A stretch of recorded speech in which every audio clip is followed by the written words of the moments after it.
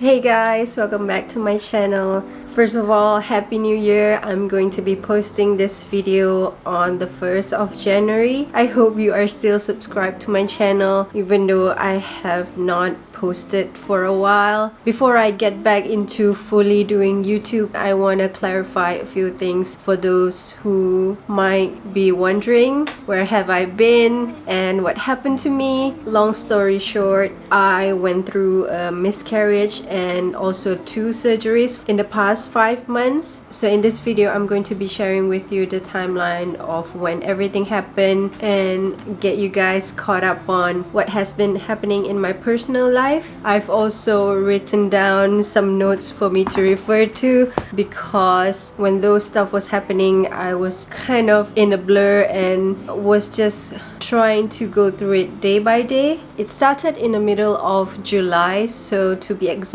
on 14th of July. That was when we decided to finally see a gynecologist to discuss more on how to be able to conceive, because we have been married for about 3.5 years. We went in expecting a normal ultrasound. What we didn't expect was to see quite a big mess in my uterus. According to the doctor, that mess is benign, meaning it's not cancerous or anything, but it's probably something that has been preventing us from conceiving. It is called a myoma, also known as a uterine fibroid. From that point on, instead of discussing on how to be able to conceive, we had to step back and plan for a myomectomy surgery instead. Only after that we could talk about the pregnancy planning and stuff. On that day, my doctor scheduled an MRI, which is going to happen in 2 weeks. The purpose of the MRI is to be able to see a clearer, better picture of what's happening in the uterus, which brings me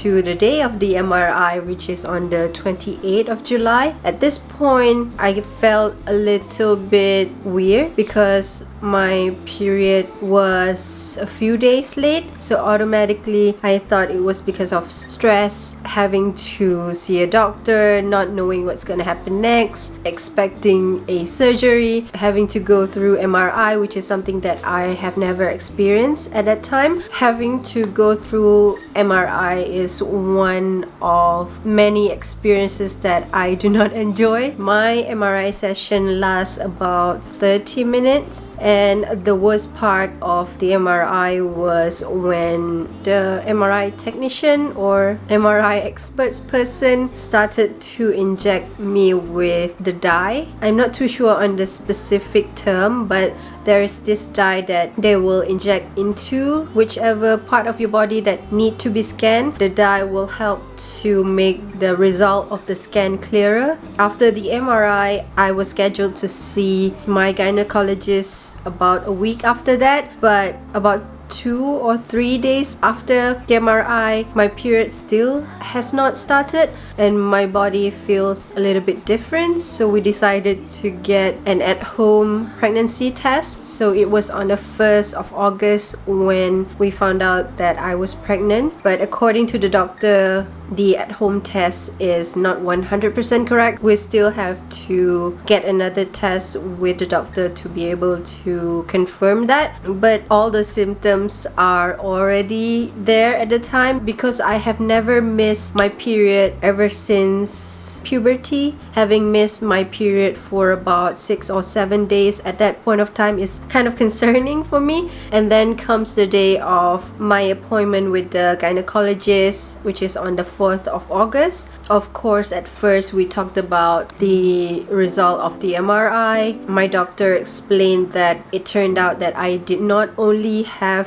myoma, but I also have an ovarian cyst. Of course, going in, we expect that the myoma or fibroid would show up on the scan. However, we did not expect another element to be in that image. And after that, I talked to the doctor about me missing my period, and then she decided to order me a blood test. I believe it is HCG hormone, which is something that determines whether you are pregnant or not. And we went back to the doctor a week later, which was on the 11th of August. At that point, it was confirmed that I was pregnant. So all the surgeries have to be postponed because we already took an at-home test, so we were prepared for the doctor to confirm the result to be positive. Before going in, we kind of prepare ourselves just in case the doctor said that the pregnancy is not viable, but my gynecologist said that we can carry on with the pregnancy. But at the same time, I did ask about all the risks that comes with this pregnancy and having a large myoma and ovarian cyst at the same time. Some of the things that she explained to me was that the baby is going to compete for the blood supply with the myoma because the myoma is already bigger than what the, I guess, embryo at that point. I'm just going to be referring to it as baby. So another thing that the doctor said, the baby might be breached when it comes to a point where I need to deliver, and another point is that I will have to go through a C-section instead of a normal birth. From that point on, it was kind of a mixed emotion between my husband and I, because as much as we are happy with the announcement of the pregnancy or confirmation of the pregnancy, we didn't know what to expect moving forward. I mean, the doctor could always tell us what to expect and what are the things that might happen, but I felt kind of helpless because none of those things are in my control. And since the week before that, I have already experienced the symptoms of early pregnancy. I was nauseous all day, and it was kind of hard to do the day-to-day activities that I have been doing prior to the pregnancy. Make a video and do a sit down, or even go out to film videos outside of my home. We also decided to keep the pregnancy to ourselves for a while. Now, ever since that appointment with the doctor, we had a little bit of a gap until our next ultrasound. The doctor was expecting a little bit more growth, so we went to see the doctor on the 25th of August. The doctor ended up scheduling me to see her a week after that, which is something that we kind of questioned between me and my husband, because I'm not too sure on the correct cadence of when you see the doctor. I've heard that it's only every month. At that point, I was kind of seeing the doctor every week, so we just went with the flow, and my husband was always there during the visit. Now, this is the point when I receive a bad news. So on the 9th of September, we had an appointment scheduled, but because we couldn't get a weekend slot, I end up deciding to go alone because my husband is trying to save his leave for when the baby actually comes. I felt like at that point I was still able to travel back and forth from the hospital alone. I still felt safe at that point of time. But as soon as I saw the doctor and we did the scan, the doctor asked me about my symptoms. So I said to her that I no longer feel nauseous. At first, I chalked it up to maybe I'm slowly moving into the second trimester. That's why the nausea and other symptoms have stopped. So she told me that the baby is no longer growing.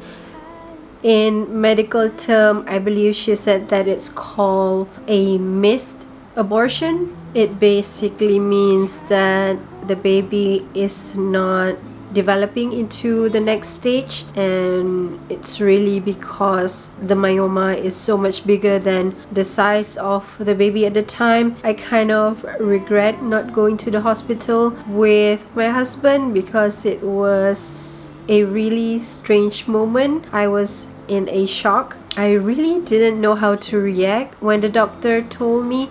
It was only after I left the hospital that I felt really really sad and devastated. It was a lot of emotions at the same time because we have been married for so many years. We have been waiting for the baby, and then we got a good news that we have a baby, but at the same time the myoma might be a risk. I just didn't know what to expect or what to do with that information.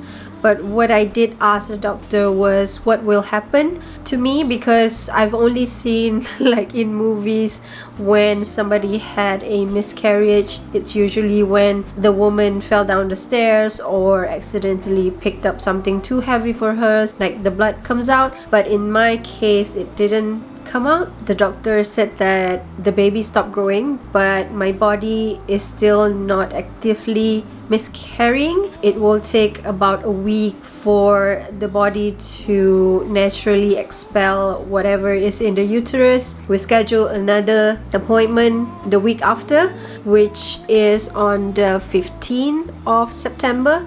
From the first time that we met the doctor to the 15th September appointment, it was already about 2 months that we have been going back and forth to the hospital. I thought we would make it to the 15th, but I guess God had different plan for us. So on the 14th of September, that night I slept pretty early as I normally did, but I suddenly woke up to a cramps at about 11 p.m. At that point of time, my husband was in the toilet. He was brushing his teeth, preparing to go to sleep. I called him because I felt like my tummy hurts, and suddenly I feel something coming out. Long story short, my body is finally actively miscarrying. I tried to get up from my bed and tried to make it to the toilet, but on my way there, a huge blood clot dropped out of me. We didn't really know what it was. We thought that was the baby, but turned out it's not. We couldn't really focus on that at the time. My husband was carrying me to the toilet. A lot of blood came out, both liquid and clots. So I texted my doctor hoping that she would reply, and she did. She said that that is normal for all those things to happen, and that I should just monitor the amount of blood. And after the initial text message with the doctor, I was still cramping a lot, but I feel calmer knowing that the doctor said it was normal. Back to the situation in our apartment. So basically everything from the bed to the carpet and to the toilet, it was a lot of mess with the blood that's coming out of me. Every 30 minutes I would have to change my pad. It was really a lot of blood. I did not expect the blood to be that much. I think it was between 3 or 3:30 a.m. I was losing too much blood at that point. I couldn't really get up. I don't have the energy to go back and forth to the toilet anymore. So that was when we decided to go to the hospital.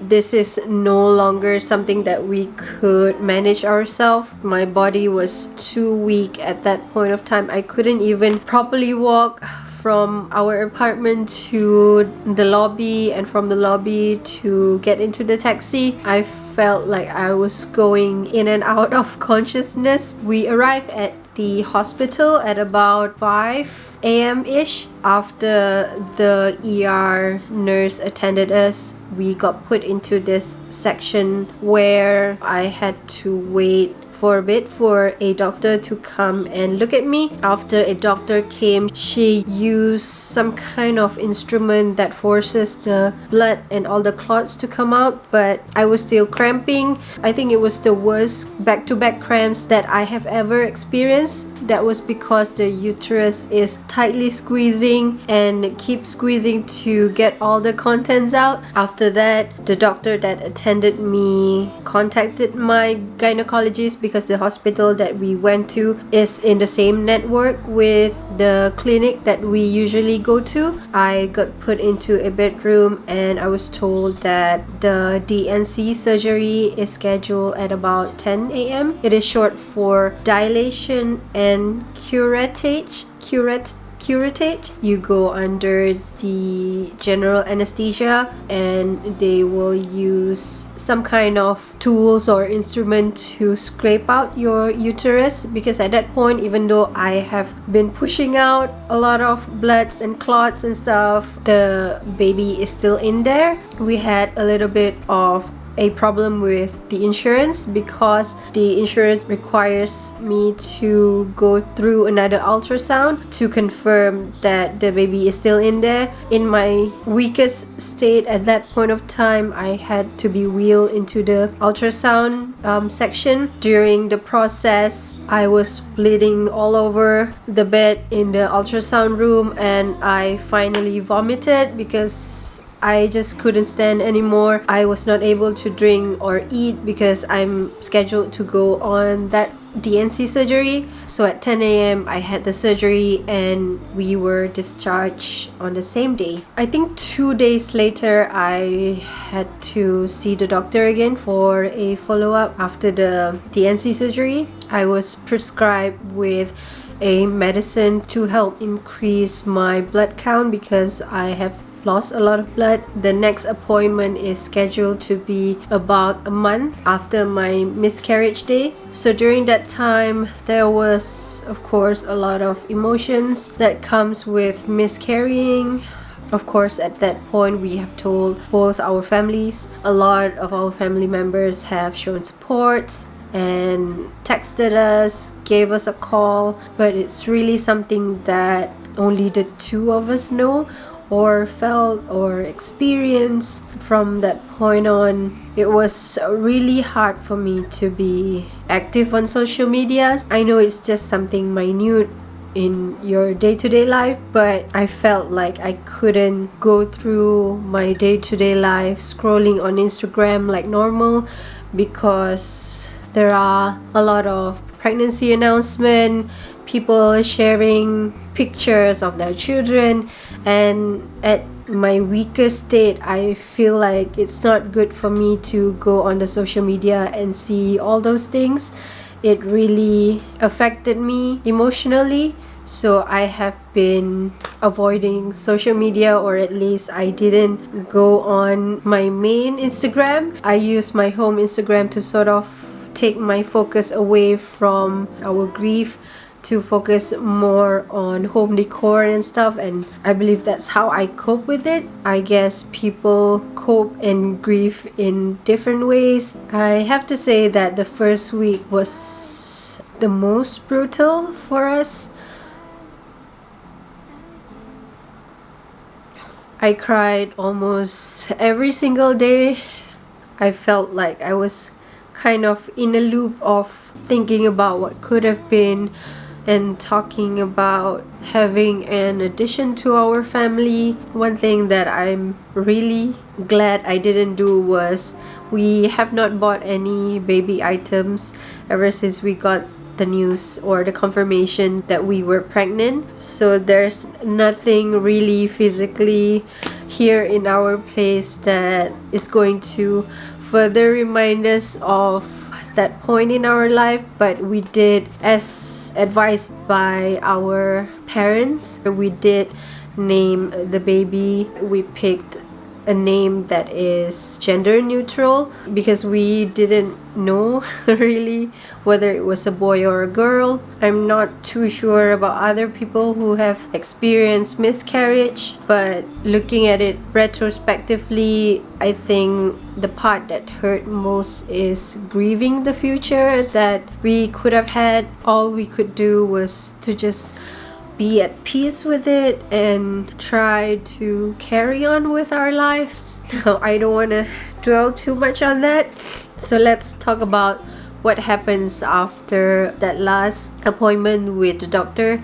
Now, at about 13 October, we went to see the doctor and to discuss more moving forward when it comes to the situation with my myoma and also ovarian cyst. We finally got a date from the doctor. We initially wanted to do it as early as possible, but the doctor was fully booked at the end of October and also in the beginning of November, so we had to settle with 13 November. So my surgery was scheduled. I have a few more appointments that I had to go through. One is the pre-anesthesia. I had to meet the anesthesiologist on the 10th of November, and after I saw the anesthesiologist, we went to see my gynecologist to sign all those consent forms and stuff. And on the next day I had to go see another doctor. I was told by my main gynecologist that this other doctor will also be there during the surgery. I met the secondary doctor and she also asked me to get a blood sample in order to test my egg reserve, whether it is still normal or not, and then the result came back as normal. Now on the surgery day, we went to check in at about 11 a.m. The surgery is scheduled at 3 p.m.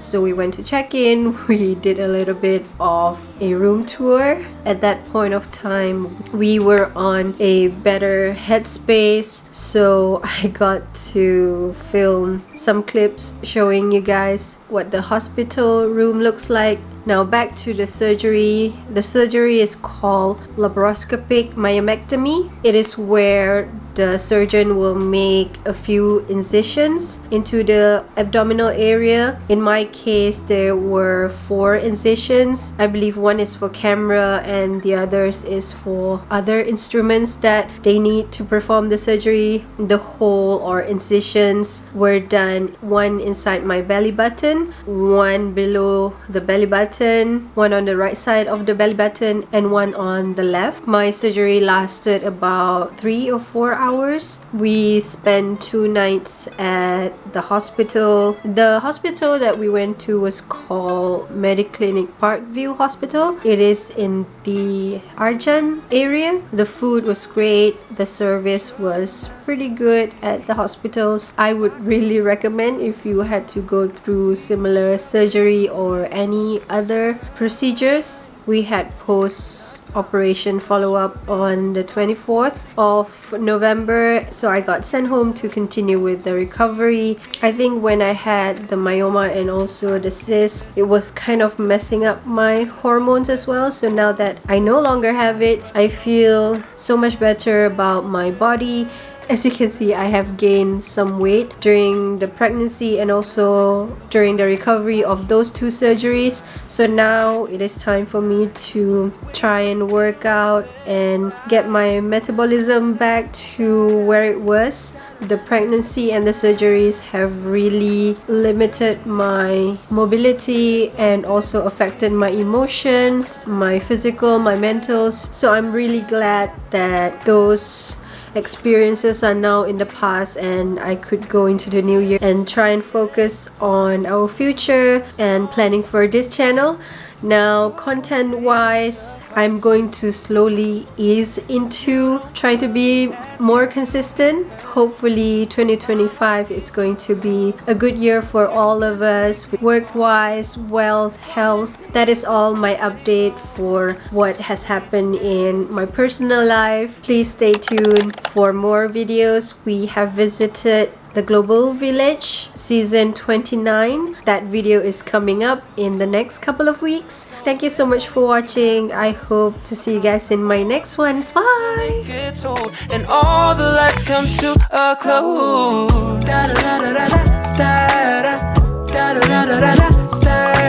Pillows are so symphony. Souls connect so physically, yeah.